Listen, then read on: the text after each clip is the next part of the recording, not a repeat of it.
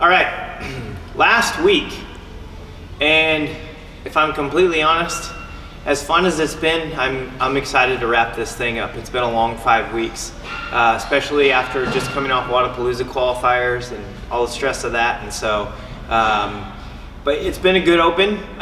It's been a great tour, and I first off want to start off by thanking sponsors, people that have supported us throughout my journey. Number one, WheelWOD, Floyd's of Leadville, if you're looking for quality CBD resource.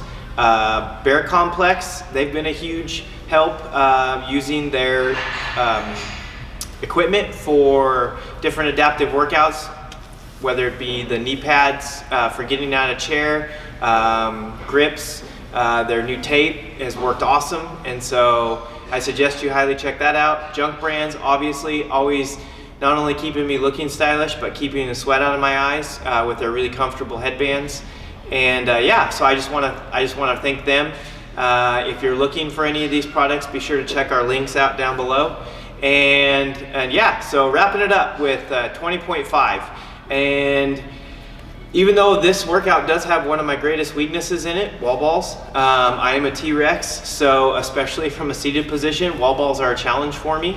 But I'm really excited to have the volume of muscle ups that we have in this workout.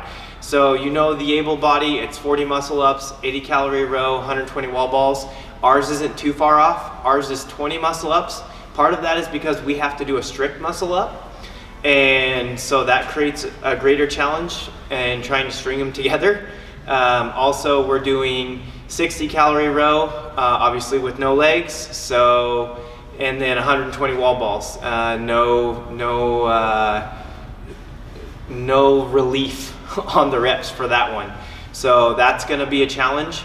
I do have a rep scheme in mind. The good thing is where we can partition this workout anyway, and being that I don't have to get out of chair or really transition with the chair at all to go from wall balls to rowing, I am going to try and get those, trying to interval between those two movements and then try and knock out as many muscle ups or all the muscle ups at the end.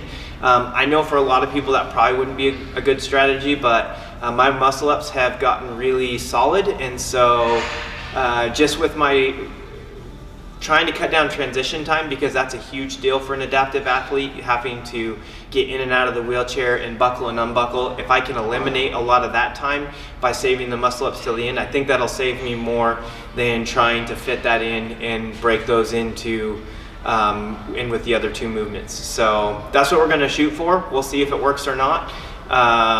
But yeah, excited to get this one down, excited to be at the home base where I trained as part of Team WheelWOD here at CrossFit Fireside.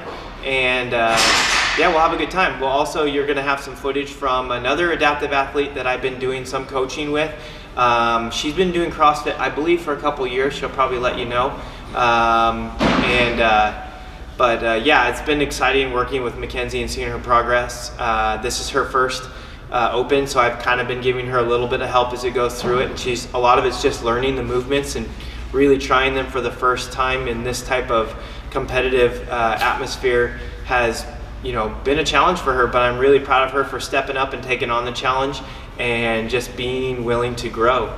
And so you'll hear some of her thoughts through this interview. You're gonna get some of my coach's perspective, and yeah, should be a good night. And enjoy. 20-pound ball to a 10-foot target. That's that top circle. If you guys can't see into the banner, just toss it until it hits, come back to your face. Okay. Ladies, 14-pound ball to a 9-foot target. That's as subscribed. Muscle ups. Okay. Standard muscle ups is looking for a complete lockout at the top, right? Elbows locked out at the top before you guys come down. Okay. So just kind of like this. Tonight we're here at the home base, and so I thought I'd catch an interview with my coach, who's worked with me for now 2 years. 2 years. 2 years, yeah. And so that's kind of where I want to start. So obviously 2 years ago, shifted over here to Fireside. Did you have any prior knowledge of adaptive before that, or as far as CrossFit? Or? Not at all. To be honest with you, you came to me, I was kind of scared. To be honest, I've never worked with an adaptive athlete before. Yeah. It's always been able bodies or Marines or just people that are fully functional. Sure. When you came here, I didn't know what I could do with you and what I could not do with you. to be honest with you, I kind of thought you'd be fragile, right? Like, sure. Kind of like just kind of keep it with a like kind of kid mittens in a way. Yeah. But the more I started kind of getting involved with you, the more I realized that I could throw anything at you and you can take it on. So it's just kind of learning how to do what I normally do and just scale it back down, or not necessarily scale it, but adapt it to what you can do. Yeah. So I know scaling is not exactly the appropriate word, but sure. The adapting version of what we can do for you. Right. And so, working with me one-on-one over 2 years now, has that changed your perspective or how you coach able-bodied athletes in the same manner? Absolutely. When it comes to anyone with lower body injuries, right, whether they're a dislocated kneecap, ankle, shin, quad, whatever, that typical excuse of, I can't come in today because my legs hurt. Right? Sure. I was point to our wall over there, I'm like, do you see Jed over there, right? Do you think we cannot modify anything for you? Because we do on a day-to-day basis with you. So when it comes to actually coaching able athletes, absolutely, it's definitely changed our perspective on how we coach them as well. Right. And then the other thing that you would have a unique perspective on is as far as like a competitor program, able body versus adaptive, because we have both here. You have a few athletes that you program for competitively, and then working with me on the adaptive side. Do you feel like there is, because you kind of brought it up, we talk about adaptive versus scaled. Mm-hmm. Do you feel like there's a program where we can do a similar workout or the same workout in a sense and still reach that same RX stimulus where we're actually going almost head-to-head kind of thing? Absolutely. When we take our able-bodied times, right, the goal is obviously to put you in the same stimulus and get you the same muscle group to function as well. The hard part, though, is not overtraining. Right. Overtraining the same muscle groups over and over again. So how can we get the same stimulus without overexertion of the bodies? We can keep training on a day-to-day basis. Where with able bodies, we can toss in squats, we can toss in a lot of other things that we just can't do with you yet. However, there are still different functionalities, if that makes sense, right? Mm-hmm. Of movements that we can still do to get the same stimulus on a day-to-day basis for you. Yeah. When it comes to able competitive athletes and adaptive athletes, I don't think there's anything different at all, because our goal is to get the same stimulus. And it's shown, right? You're still posting the same times as our competitive athletes, if not better, right, on a day-to-day basis. So it's pretty cool. Okay. And then if you were to talk to a gym owner or had a gym owner that reached out to you that had a adaptive athlete that was approaching them, or they were thinking about having an adaptive athlete come in, what would you recommend to them, or what advice would you give them? Seek knowledge first, right? Because if you're not trained and you don't know what you're doing as a coach of an adaptive athlete, you can do a lot of damage to that person. Sure. Mainly because of the overtraining, right? If we're doing chest, biceps, shoulders, and core, right? And we keep using those same muscle groups over and over again, something's going to go, right? Right. Or if we're trying to hammer muscle ups, we don't have them yet, and we try to overstimulate the muscle, it's going to lead to injury, as we've seen in the past. Right. So if you're finding any type of coach that's brand new, either get trained at the adaptive training seminar, right? Or seek coaches and athletes that have been experienced in the sport. Awesome. Yeah. All right. Which kind of leads me to, if you're an adaptive athlete and you're thinking about getting into CrossFit or whatnot, that would be one of the things that I would also recommend from your side is, regardless of what the coach is telling you or whatever, pace yourself at first. Maybe do it like every couple days at first, 3 times a week type thing until you get a feel for it, and then you can maybe add more as you build up to it. Because even the training that I do now with Coach Ben, like I couldn't do 2 years ago. Like I would not be able to handle that volume. It took some time to build up to it. So that's good advice. And so yeah, awesome. Cool. Well, any thoughts on 20.5? It's actually one of the more easy as far as adapting workouts. Right. It's going to be fun to watch, just to kind of see people sit back and kind of choose how they're going to pick out this workout. Sure. We have a pretty good strategy for you. We know what your strengths are and your weaknesses are and how we're going to break this up, so it's going to be kind of fun for you. Yeah. I think it's actually going to be more and more fun ones for you to do, because muscle ups is one of your stronger suits now all of a sudden. Yeah. As far as watching everybody else do it, man, I just hope their muscles can handle those ring muscle ups. We've seen some great videos of people falling off the rings lately, so we hope nothing happens like that tonight. So, right. And yeah, it's going to be a lot of fun. Awesome. Yeah. Well, you're going to see an interesting perspective because we're going to throw down under the black lights tonight, so should be a good time. Thanks, Ben. Of course. Best luck. A picture perfect, undeserving.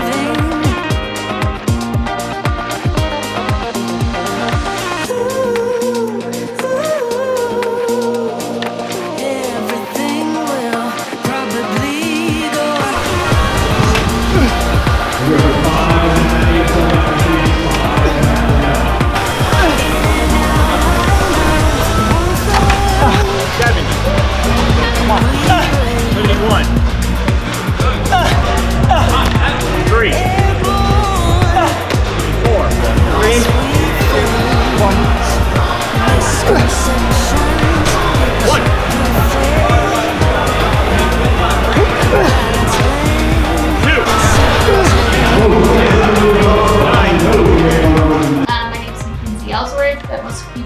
on my neck.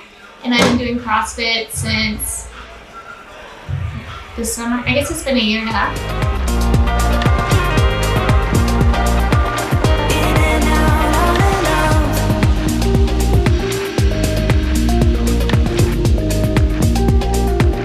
I went on a Saturday and we did the workout and I loved it.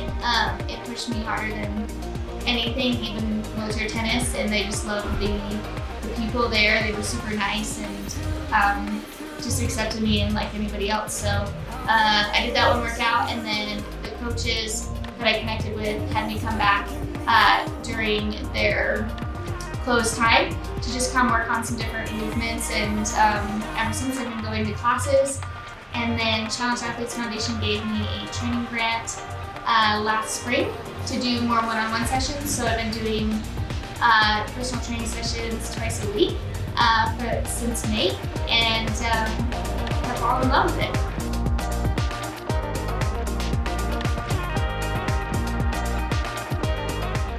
Gosh, I have so much anxiety. If I didn't work out, I would be a hot mess. So I've always used exercise as my therapy since my injury.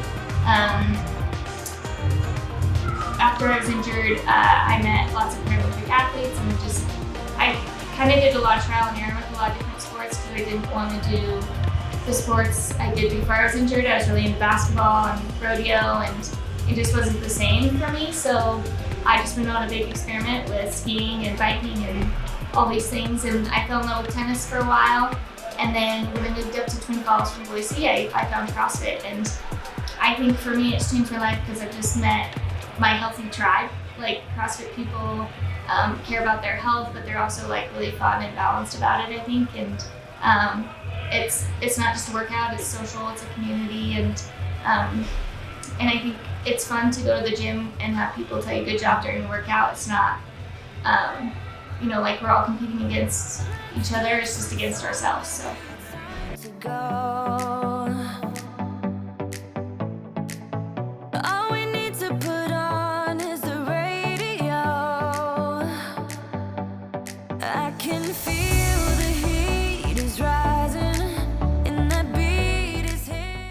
Well, Jed told me I needed to do the open, so I did it, and I love challenges. I love it when people challenge me to do something I've never done, and then I just go try it.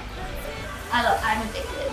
I want to do it all the time. So it won't be my last open, that's for sure. I think every workout I get a move that I've never done some of the moves in the workouts, the majority of them actually, and in the open too, it's a lot heavier weights than I'm used to lifting, so I'm just getting used to lifting heavier and building that strength. So that excites me because I want to be strong. I want to be real strong, and I think the opens just made me do some different moves that I wouldn't challenge myself to do in a class or even in some of our training sessions.